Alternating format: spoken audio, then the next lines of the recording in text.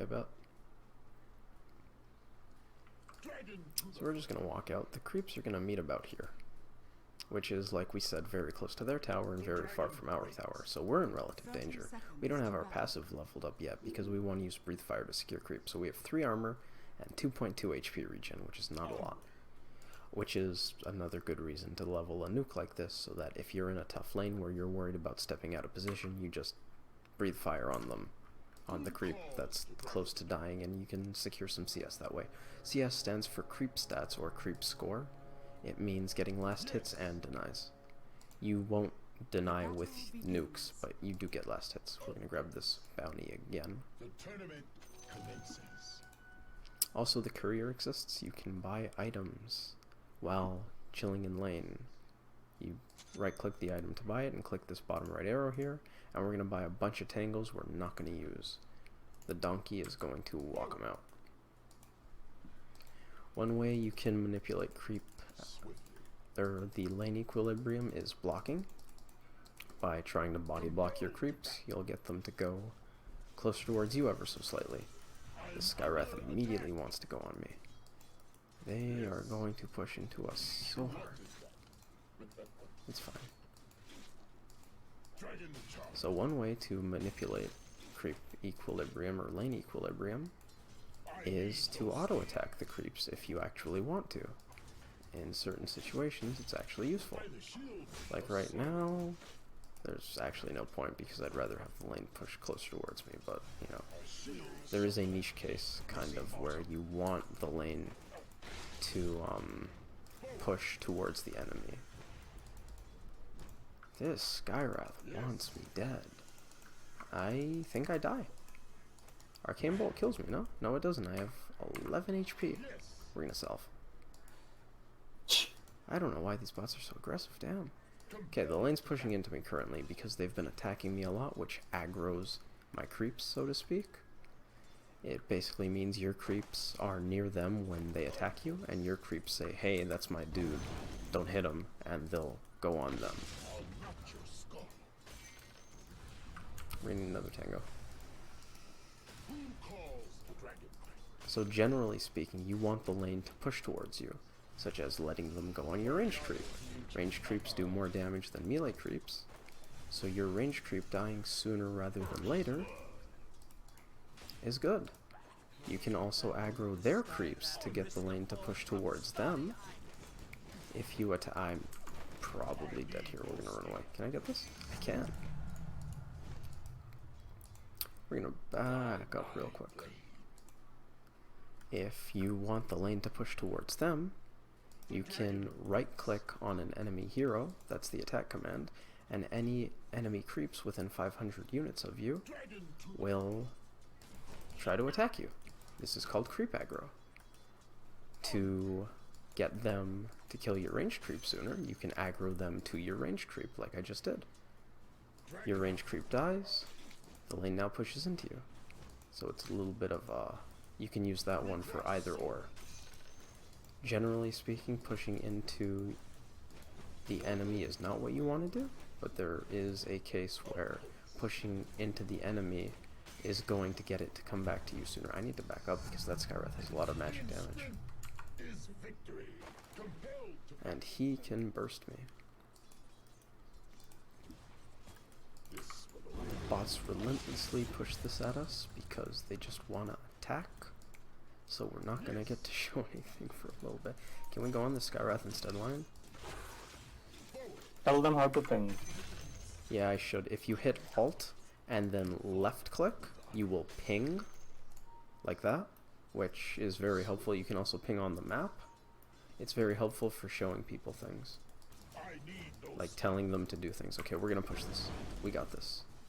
We're going to push this lane so we can pull it back. Alright, we just gotta wait another 20 seconds.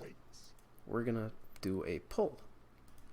Yeah, that's gonna be pushed over there for a while. Actually, that's under the tower. That might not stay for long because towers push it back.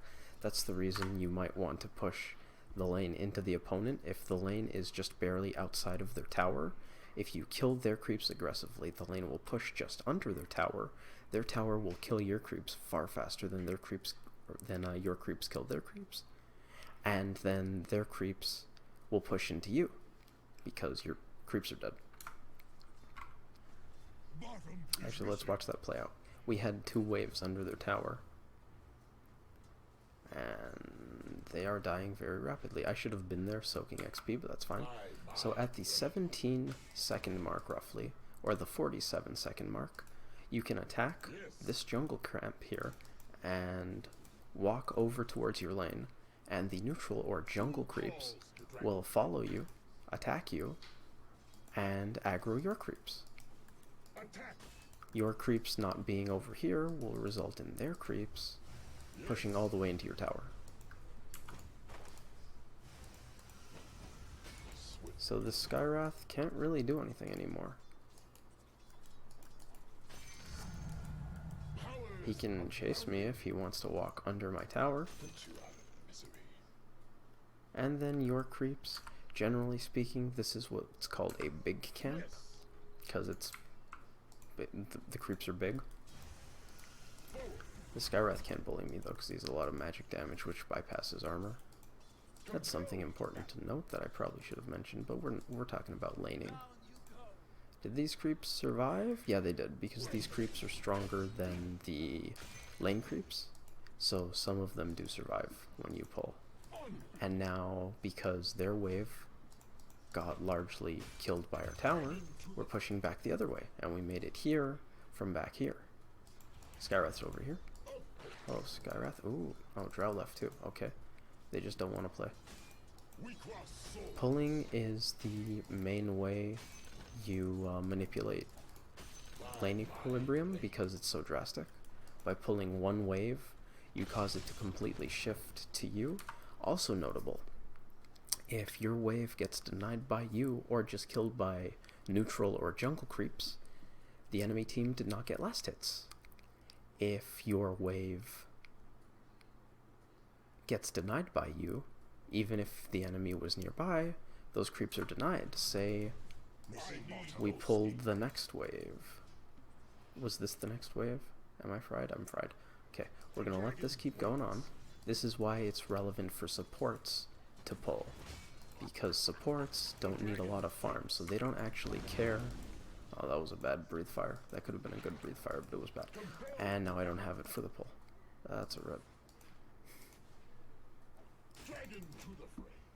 Yeah, so if we pulled this wave right here in time, while they're still fighting our creeps up here, not only is this going to cause the creep wave to push closer towards us, but also our second wave is dying to neutral creeps, and our support is probably denying them, while we're over here trying to CS, and they're stuck dealing with killing our 2 or 3 creeps that are left over here, trying to get CS and not miss out on farm.